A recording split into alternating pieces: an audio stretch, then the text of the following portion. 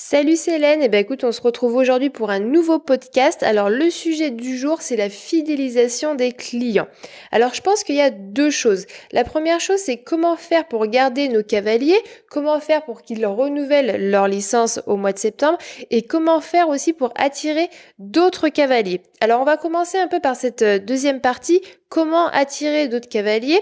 Alors je pense qu'il y a deux types de personnes qu'on doit essayer d'attirer dans notre structure.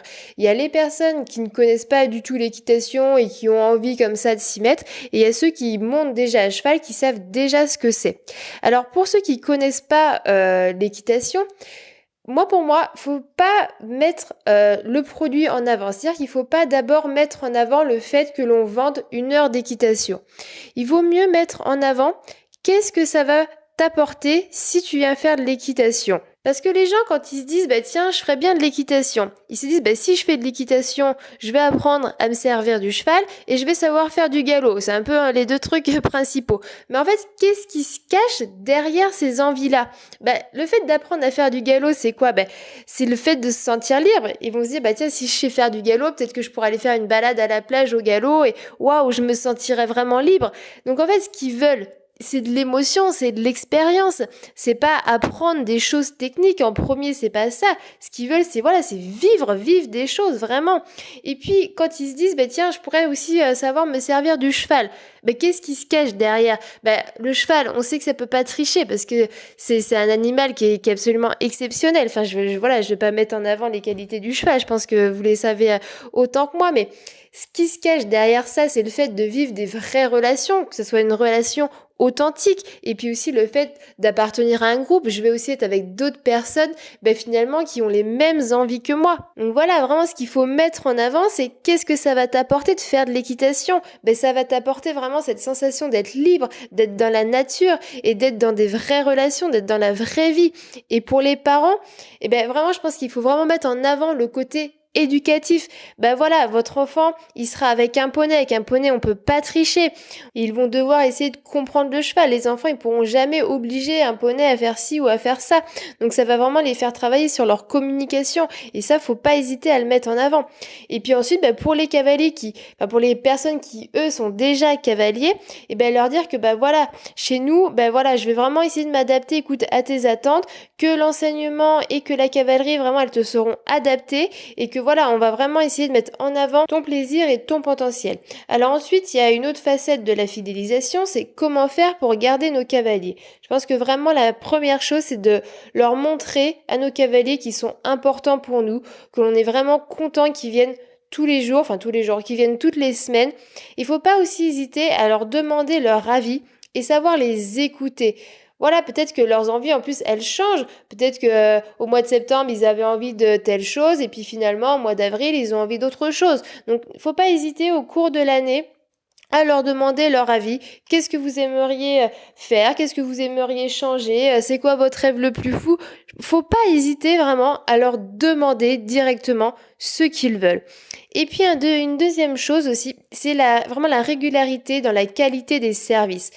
Il faut pas que septembre, octobre, les écuries elles soient toujours propres et puis ensuite mois de janvier, mars, ça y est, on passe plus le balai après les cours, on laisse le matériel, les barres cassées. Non, ça je pense que vraiment c'est important de garder toujours des infrastructures, un matériel en bon état. Pareil, la qualité de la cavalerie. Au mois de septembre, les chevaux ils sont en pleine forme. Au mois de décembre, ils commencent à fatiguer.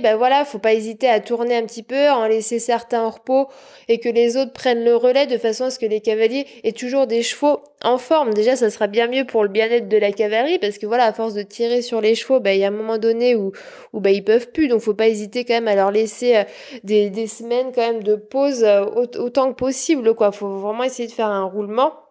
Et puis pareil, constance de nos attitudes aussi, parce que il faut pas, c'est vrai qu'au mois de septembre, peut-être qu'on a eu des vacances pendant l'été, on n'est pas fatigué, on est en forme, on est content de revoir nos cavaliers, puis après il y a l'hiver, on commence à fatiguer, et du coup peut-être qu'on devient un petit peu moins patient, et ça faut faire attention, parce qu'en plus on s'en rend pas forcément compte, donc vraiment avoir un regard sur ce que l'on fait, ça c'est quelque chose vraiment d'important pour moi. Après, d'une façon un peu plus générale, je pense que la clientèle de maintenant, elle est moins prête à se dépasser et à se forcer qu'avant.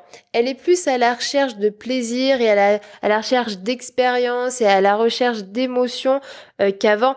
Et ce qu'il faut prendre en compte aussi, c'est que maintenant, il y a quand même de plus en plus de sports loisirs, des sports qui sont tout aussi fun, je pense à l'acrobranche, au paddle, à des activités comme ça, qui, en plus de ça, sont quand même moins onéreuses que l'équitation. Donc, je pense que ça, il faut aussi le prendre en compte. Il y a une chose aussi qui est intéressante à faire, c'est de se poser et de se mettre à la place d'un de vos clients.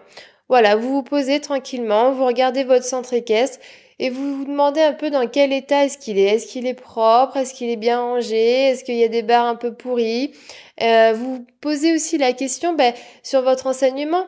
Est-ce que j'enseigne bien? Est-ce qu'il y a des choses que je pourrais améliorer? Est-ce qu'il y a des choses qui vont pas trop? Tout simplement.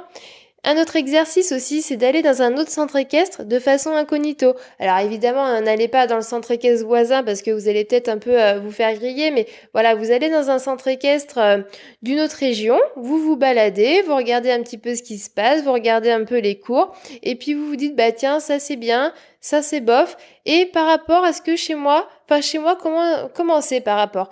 Est-ce qu'il y a des choses qui sont mieux? Est-ce qu'il y a des choses qui sont moins bien? Ou tiens, là ici, ils font ça, c'est une bonne idée, peut-être que je pourrais le faire chez moi. Ça, c'est un exercice qui est super intéressant parce que ça permet aussi de donner des nouvelles idées. Et je voulais te parler aussi d'une dernière chose, c'est les réseaux sociaux. C'est vrai que ça, moi, je trouve ça vraiment super parce que, voilà, je pense qu'il faut aussi être capable quand même d'évoluer avec son temps. Et c'est surtout qu'en fait, les gens, ils cherchent depuis chez eux. Depuis chez eux, ils vont chercher un nouveau centre équestre ou le centre équestre qui va être capable de leur apprendre à monter à cheval. Donc la première chose qu'ils vont faire, c'est regarder sur le téléphone, regarder sur l'ordinateur et de chercher. Et donc là, s'ils tombent sur votre page Facebook, sur votre site internet, sur Instagram, ils vont forcément aller zioter et voilà se dire tiens, est-ce que ce club il a l'air sympa, est-ce que non, ils mettent pas grand chose, ils ont pas l'air d'être très actifs. Donc moi je vous conseille vraiment d'être actif sur les réseaux sociaux, de mettre régulièrement les résultats, de mettre les programmes des vacances et puis tout simplement de mettre des moments de vie, mais pas forcément des choses tout le temps écrites, mettre des photos parce que finalement une photo vaut 1000 mots. Mettre régulièrement des photos sympas de votre centre équestre, de donner une bonne image du centre équestre, et ça permet aussi de faire venir des gens, ça va les attirer. Les gens, ils aiment faire partie d'une communauté et l'équitation, ça va vraiment au-delà de la simple heure d'équitation. Donc, faut pas hésiter à tout faire pour que les gens se sentent bien, qu'ils se sentent faire partie comme ça d'un groupe, d'une communauté, qui est un clubhouse qui soit sympa, où les gens ils ont envie de rester toute l'après-midi, qui ait une ambiance sympa. Faut pas oublier que on vend tous le même produit finalement, on vend tous une heure d'équitation. Donc vraiment ce qui compte, ça va être la qualité des services qu'il y a autour. Donc voilà, écoute, c'est fini pour ce podcast et puis écoute, j'espère que ça t'a plu et on se donne rendez-vous pour un futur podcast. Ciao ciao.